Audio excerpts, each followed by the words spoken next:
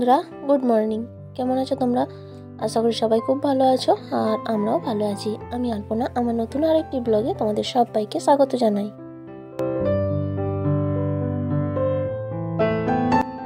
আজকে শুক্রবার, আর এখন সময় হচ্ছে সকাল 6:45। তো ঘুম থেকে উঠে সকালের বাসি কাজকর্ম শুরু করে দিয়েছি। তো চলো আজকে এখন থেকে তোমাদেরকে সাথে নিয়ে আজকের ভিডিও শুরু করছি। পুরো ভিডিও জুড়ে থাকার অনুরোধ রইল। আশা করছি আজকের ভিডিও তোমাদের একটু হলেও ভালো লাগবে।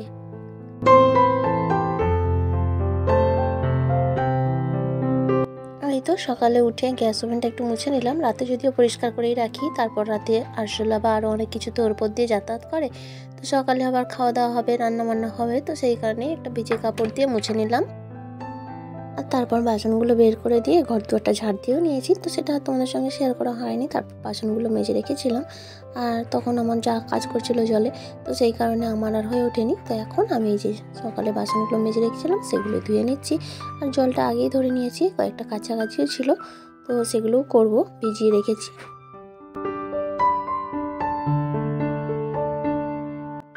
এই তো বাসি কাজকর্ম কমপ্লিট করে জামা কাপড় কাচা ধোয়া সব করে নিয়েছি। তারপরে ফ্রেশ হয়ে নিয়েছি, শাড়িটা চেঞ্জ করে। আর স্নান তো করিনি, বেলাতেই করবো। আর বেশ সুন্দর রোদ বেরিয়েছে, এখন জামা কাপড়গুলো মেলে দিচ্ছি। রোদ বেরোলে কী হবে, বেশ ঠান্ডা হাওয়া বইছে, আর ঠান্ডাটা না আবার ঝাঁকিয়ে পড়লো। তো ভেবেছিলাম যেভাবে ঠান্ডাটা কমে গিয়েছিল আর হয়তো ঠান্ডা পড়বে না, কিন্তু দেখছি আবারও ঘুরে ফিরে বেশ ঠান্ডা আসছে। তো মেয়ের আজকে স্কুলের ফাইনাল খেলা রয়েছে, 9:30 নাগাদ স্কুলে ডেকেছে, ওখান থেকে নিয়ে যাবে খেলতে। আর তারপরে বিকেলে তো আবার নাচের ক্লাস রয়েছে। সারাদিনে প্রচণ্ড কাজের চাপ রয়েছে। তারপরে আগামীকাল আবার কোথাও যাওয়ার প্ল্যান রয়েছে, তার জন্য লাগেজপত্রও গোছাতে হবে। আর জানো তো, অনেক দিন পর আমি ওইদিকে যাব। তো কোথায় যাব সব কিছু তোমাদের সঙ্গে শেয়ার করব, সাথে থাকো। আর এই যে জামা কাপড়গুলো মেলা হয়ে গেল, তো চলো এখন ঘরে যাই।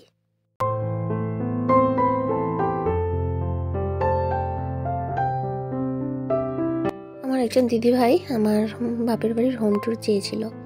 তো দিদিভাইয়ের খুবই কি বলবো, দিদিভাই বলার কয়েকদিনের মধ্যেই আমার বাপের বাড়ি যাওয়ারও প্রস্তুতি হয়ে গেল। তবে ওটার জন্য নয়, একটা নিমন্ত্রণ ছিল, তো সেই কারণে যেতে হবে। তাই ভাবলাম ওখান থেকে হোম ট্যুরটাও দেওয়া যাবে। তো আমি আগেই বলেছি সেখানে কিন্তু আমার বাড়ির কেউ নেই, আমার বাপের বাড়ির কেউ নেই, শুধু বাড়িটাই রয়েছে। তো সেটাই তোমাদের সঙ্গে শেয়ার করব।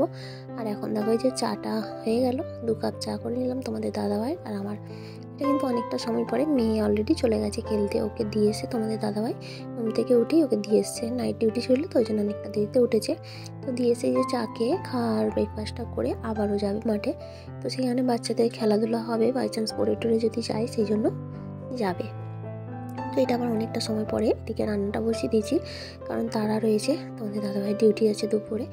তো এই মুহূর্তে কিন্তু জানতাম না স্কুলে খাওয়ান দাওয়ানের ব্যবস্থা রয়েছে। একটু পরেই তোমাদের দাদাভাই ফোন করে বললো খাওয়া দাওয়ার ব্যবস্থা রয়েছে গার্ডিয়ান সহ। তো বেকার রান্না করলাম। আমি একা হলে অত কিছু সমস্যা হতো না। তো যাই হোক, এখন রান্নাবান্না তো হয়েই গেছে, কিছু করার নেই। ভাতটা হচ্ছে, ওদিকে সবজিও কাটা হয়ে গেছে। সবজি বলতে আজকে এমনিতেই বিশেষ কিছু রান্না করব না, কারণ তারা ছিল বলে। তোমাদের দাদাভাই বলেই গিয়েছিলো আলু বেগুন ভাতে, ডাল আর ওলকপি ভাজা, আর খাওয়ার সময় ডিমের অমলেট করে নেব। তো আর আলু বেগুন ভাতে আর ডাল তো ভাতের মধ্যে সেদ্ধ দিয়ে নিয়েছি, আর ওলকপিও কাটা হয়ে গেছে। তো তাহলে অলরেডি রান্নাটা করতেই হবে, তাই না?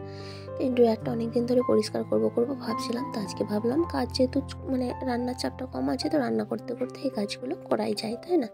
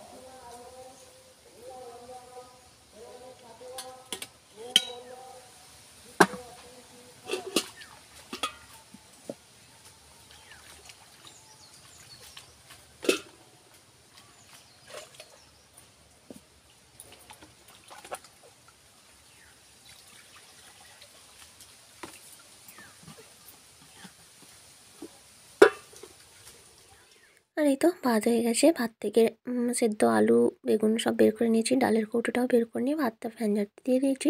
আর এখন ওলকপিটা লবণ হলুদ দিয়ে সেদ্ধ বসিয়ে দিয়ে এসে বাকি ড্রয়ারের যে অংশগুলো ছিল সেগুলোই ভালো করে পরিষ্কার করে নিচ্ছি। আর এখন ওই 12টা বাজেনি, তো জল আসার সময় হয়নি, তাই বাড়িতে যে জল ধরা ছিল সেই জল দিয়েই করে নিচ্ছি। কারণ জল আসার অপেক্ষায় থাকলে না ওই সময়টা একটু কাজের চাপটা বেড়ে যায়, সব ধোয়া মোজা স্নান টান সব কিছু হয়তো আর সময়ের ব্যাপার। তো সেই জন্যই ভাবলাম আগের থেকে যদি এগুলো করে থাকা যায়, নুন কড়াই বেকার বসে না থেকে এই কাজগুলো করে রাখলে অনেকটাই ভালো হয়, তাই না? তো আবার এই জিনিসগুলো শুকাতে হবে, এর মধ্যে যে জিনিসগুলো ছিল সেগুলো আমি একটা জায়গায় ঢেলে রেখেছি, ওগুলো আবার গোছাতে হবে। তো সব কিছু কাজ অনেকটাই কাজ। তো এখন দেখো ধোয়া হয়ে গেছে, এখন একটা চেক বিছিয়ে নিয়ে এই ড্রয়ারগুলো একটু উল্টে রেখে দিচ্ছি। তো এক সাইডটা শুকনো হয়ে গেলে আর এক সাইডটা শুকনো করে নেব।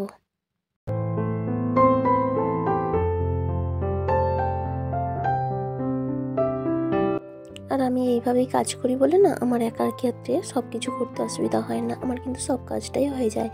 কোনোটা যে অপরিষ্কার হয়ে থাকে সেটাও না, কোনোটা যে পড়ে থাকে সেটাও না, আমি গুছিয়ে কাজটা করতে পারি। কারণ কি বলতো, আমি একটা কাজ করতে করতে আরেকটা কাজ করি, কখনোই একটা কাজ নিয়ে বসে থাকি না। আর দেখবে এইভাবে কাজ করলে না অতি সহজেই সব কাজগুলো হয়ে যায়। এই যে রান্না করতে করতে এগুলো করে নিলাম, আর এখন দেখো এই যে দুপুরের থালি নিয়ে বসে পড়েছি, একাই খাবো।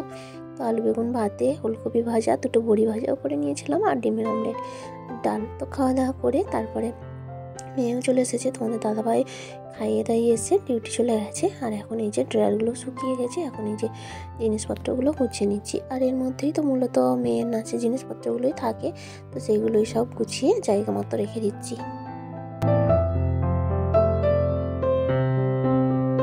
আর এইভাবে কাজ করলে না সংসার সুন্দর পরিষ্কার পরিচ্ছন্ন এবং গোছানোও থাকে। আর সংসার যদি সুন্দরভাবে পরিষ্কার পরিচ্ছন্ন গোছানো থাকে না, তাহলে কিন্তু দেখো একটা পজিটিভ এনার্জি কাজ করে, নিজের মনেও একটা শান্তি আসে। একটা বাড়িতে কেউ চলে আসলে না হঠাৎ করে যদি অগোছালো হয়ে থাকে, দেখলে লোকটা হয়তো মুখে কিছু বলবে না, মনে মনে ভাববে যে মেয়েটা কি গাধা। কিন্তু যদি পরিষ্কার পরিচ্ছন্ন থাকে তারা মুখ ফুটেই বলে ফেলে কিন্তু যে তোমার ঘর বাড়ি বেশ পরিষ্কার পরিচ্ছন্ন, কি সুন্দর সাজানো গোছানো। হয়তো দামি কোনো ফার্নিচার নেই, কিন্তু যেটুকু আছে সেটাই সুন্দর করে সাজিয়ে রাখলে ভালো লাগে। তো আমি সেটাই চেষ্টা করি।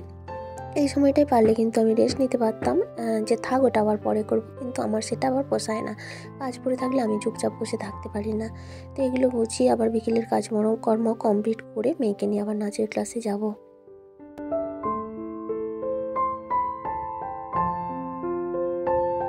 আমার আজকের ভিডিওটা তোমাদের কেমন লাগলো অবশ্যই কমেন্ট করে জানিও। আর যদি কোথাও একটু ভালো লেগে থাকে তো প্লিজ একটা লাইক করে দিও। আর চাইলে তোমরা ভিডিওগুলো শেয়ারও করতে পারো। আর আজকের ভিডিওতে যদি কোনো নতুন বন্ধু থেকে থাকো, তুমি চাইলে চ্যানেলটা সাবস্ক্রাইবও করতে পারো।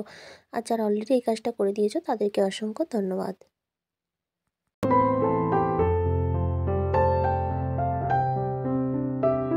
আর এই তো সব কিছু গোছানো হয়ে গেছে, এবার ড্রয়ারগুলো জায়গা মতো সেট করে দিচ্ছি। আর দেখো ধুলোবালি পরে না কীরকম নোংরা হয়েছিল, পরিষ্কার করতে বেশ চকচকে লাগছে। আসলে যে কোনো জিনিস না পরিষ্কার পরিচ্ছন্ন রাখলে, জিনিসটা যত্ন করলে সব দিনই ভালো থাকে এবং নতুনের মতো থাকে। কী বলো তো, সব দিন তো আর এসব জিনিস করা যায় না, মানে এইসব পরিষ্কার করা মানে এইসবের মধ্যে যে জিনিসপত্রগুলো থাকে সেগুলো নামানো গোছানো, এটা একটা চাপের ব্যাপার থাকে, না হলে ধুতে আর কতক্ষণ। আর তারপর অনেক সময় পরে ফিরে আসলাম, বিকেলে কাজকর্ম করে মেয়েকে নিয়ে নাচের ক্লাসে গিয়েছিলাম। ওখান থেকে এসে সন্ধ্যে টন্ধে দিয়ে চাটা খাওয়া দাওয়া করেছি আমি আর মেয়ে। তোমাদের দাদাভাই এখনও ডিউটিতে রয়েছে। আর আজকে রাতে রান্নার চাপ নেই, কারণ দুপুরের চা রান্না হয়েছে, আমি তো একাই খেয়েছি। 3 জনের রান্না হয়েছিল, তো সব রান্নাই পরে আছে, ওগুলোই গরম করে খাওয়া হবে। আর এখন এই যে কিছু জামা কাপড় নিয়ে লাগেজপত্র গোছাতে শুরু করছি। তবে সবটা আজকেই গোছানো হবে না, কিছু বাকি রয়ে যাবে। তো যেগুলো মানে এমার্জেন্সি কিছু, সেগুলোই গুছিয়ে রাখছি, মানে বেশ কিছু কিছু গুছিয়ে রাখছি আর কি। মানে একদিনে সব কাজ ফেলে রাখলে সম্ভব নয়, কালকেই তো যাওয়ার প্ল্যান রয়েছে। তো কিছু জামা কাপড় গুছিয়ে নিলাম, এখনও অনেক কিছুই গোছাতে হবে। আর জানো তো বাচ্চার ঘরে জিনিসপত্রের পরিমাণ একটু বেশিই থাকে, আবার শীতকাল আরও বেশি সংখ্যার জিনিসপত্র। তো মোজা সোয়েটার টুপি চাদর সব ডবল ডবল করে, তাই না?